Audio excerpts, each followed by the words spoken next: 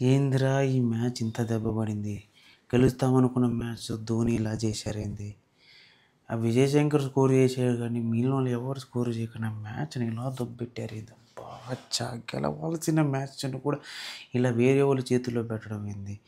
ఆ ఢిల్లీ చేతుల్లో 20 ఏళ్ళ తర్వాత ఫస్ట్ టైం, అదే 15 ఏళ్ళ తర్వాత ఓడిపోవడం ఏందో, వీళ్ళు ఏం చేస్తున్నారో నాకు అర్థం కావట్లేదబ్బా. నీకు అర్థం కాదులేరా, నేనెంత విర్రవీగినవరా నిన్న మ్యాచ్ చూసి.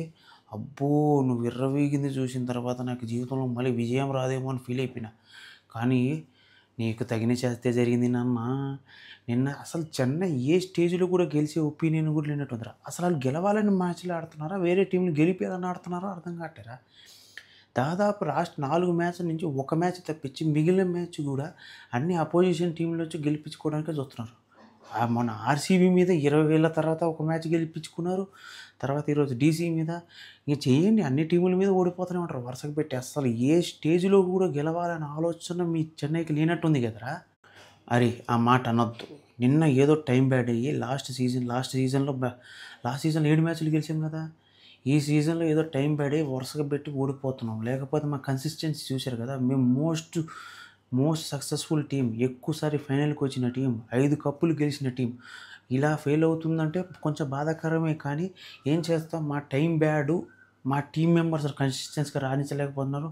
పేరుకే గొప్ప టీంలా కనపడుతుంది కానీ ఒక్క బ్యాట్స్మెన్ కూడా స్ట్రైక్ చేయలేని సిచ్యువేషన్లో ఉన్నారు. ఏం చేయాలి, మాకు బాధ అనిపిస్తుంది ఫ్యాన్స్. ధోని ఆడాలనుకుంటున్నా కూడా ఆడలేకపోతున్నాడు. ఏజ్ ఫ్యాక్టర్ ఏమైనా పనిచేస్తుందని డౌట్ కొడుతుంది మా ఫ్యాన్స్కి. మేము ఓన్లీ ఎంజాయ్మెంట్ చేయాల్సి వస్తున్న సిచ్యువేషన్ ఏంటంటే ధోని బ్యాటింగ్కి వచ్చి 4 ఫోర్లు కొడతాడని చూడడం తప్ప మ్యాచ్ గెలుస్తారనే ఆలోచన కూడా చెన్నై ఫ్యాన్స్ నుంచి వెళ్ళిపోయిందిరా. ఆ సిచ్యువేషన్, అట్లాంటి సిచ్యువేషన్ ఇక్కడకూడదురా. హ్యూమిలియేట్ చేయకూడదా నిన్ను? నువ్వు చేసిన హ్యూమిలియేషన్ ఏందన్నా?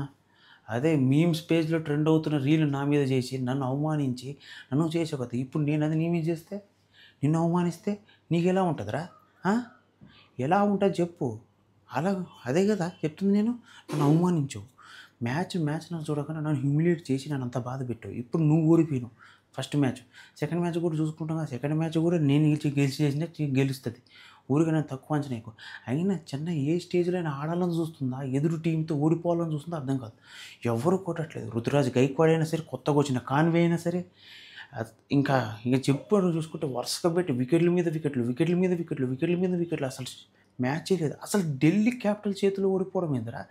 ఢిల్లీ చూడు ఇప్పుడు కన్సిస్టెన్సీ కలిసి టాప్ పొజిషన్లో కూర్చుంది. అదే మా టీం పవర్. చూసిన టాప్ టీం అది ఢిల్లీ. గుర్తుపెట్టుకో, నేను మళ్ళీ చెప్తున్నా, ఈరోజు నేను సపోర్ట్ చేసిన టీం గెలిచింది అంటే నా రాశిఫలం మారినట్టే, గుర్తుపెట్టుకో. సో అర్థమైందా? నాతో మళ్ళీ పందెం మాకు, సరేనా? సరే చూద్దాం రా. నెక్స్ట్ మ్యాచ్ ఉంది కదా ఇంకో 10 నిమిషాల్లో, Kings 11 Punjab versus Rajasthan Royals. నేను చెప్తున్నా, రాజస్థాన్ రాయల్స్ పక్కా గెలుస్తుంది ఈ మ్యాచ్. రాజస్థాన్ రాయల్స్ గెలుస్తుంది. అప్పుడు నేను అవమానిస్తాను చూడరా. ఒక 3 అవర్స్ తర్వాత నీకుంటుందిరా పైనుంచి కింది దాకా. రాజస్థాన్ రాయల్స్ గెలుస్తుంది. సో ఫ్రెండ్స్, మీరు నెక్స్ట్ మ్యాచ్లో పంజాబ్ గెలుస్తుందంటే పంజాబ్ కామెంట్ చేయండి, రాజస్థాన్ గెలుస్తుందంటే రాజస్థాన్ కామెంట్ చేయండి.